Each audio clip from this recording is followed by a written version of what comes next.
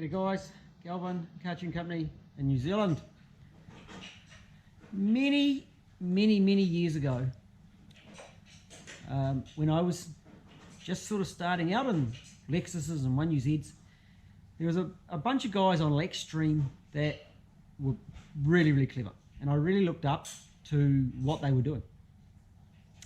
I sort of started this, I think I started making plans 2004, towards the end of year 2004. I was riding motorbikes and I wanted a vehicle to transport my motorbikes in, and I proposed making a high ace van. And as part of my research and looking around at that time, of course, I came across the Lexus engine, and that's where it all began, and I've just gone from there. But on the forums, there was a guy called Kdog, and Kdog made a really clever transmission controller, a little box like this.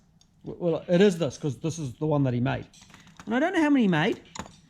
This one's got a number on it. It's got a serial number, which I don't actually know what that means, but I suspect -1 is number 1. And I've also got another one, which is a -2. And they were a really simple unit for controlling the transmission. Now, these aren't available anymore, so don't go going all excited and saying, hey, can I have one? They're not available.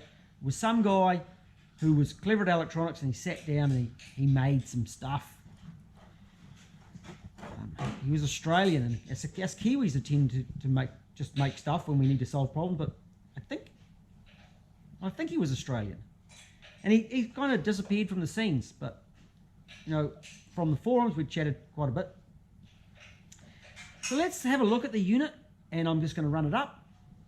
I actually had another mate ring me, and he's got a problem, he needs a solution. This is going to be his solution, and there's no instructions, so it's 3 wires, it's 5 wires going in. You know, there's a black and a red wire, they have to be power, and 3 wires coming out. Providing we know the function, we know how to make up some diagrams for it and some instructions. So the box, there's a little box, metal box with a plug on it. I had a look inside, of course, as I do, because I'm a two fingers, and there's some stuff in there.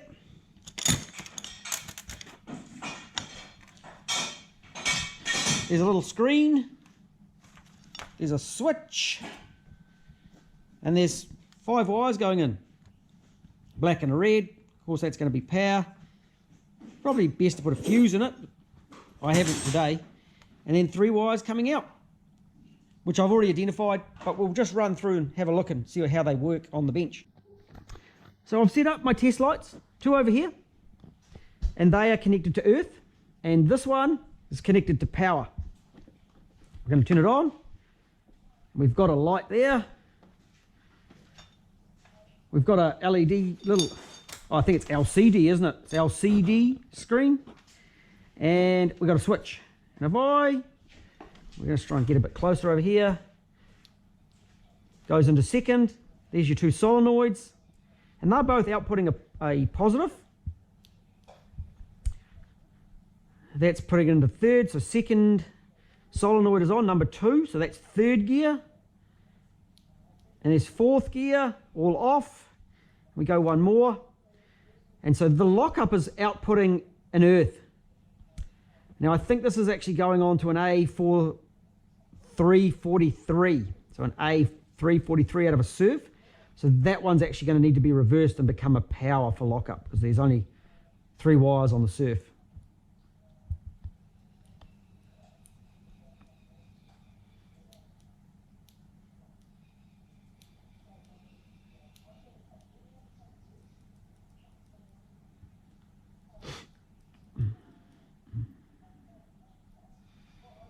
So just running through that again. So there's 1st gear, which is the yellow wire, is solenoid 1. So first is 1st solenoid. 2nd gear, so 2nd solenoid is the orange, so both going for 2nd. 3rd gear, just power out of the orange wire to S2. 4th gear, no solenoids. And lockup, which is an earth. So that'll have to be reversed for 343s, but it works well for 340s. And actually, if you go to lock up and you push it up again, it flips it back to fourth. So that was a cool option that was available for us at one point.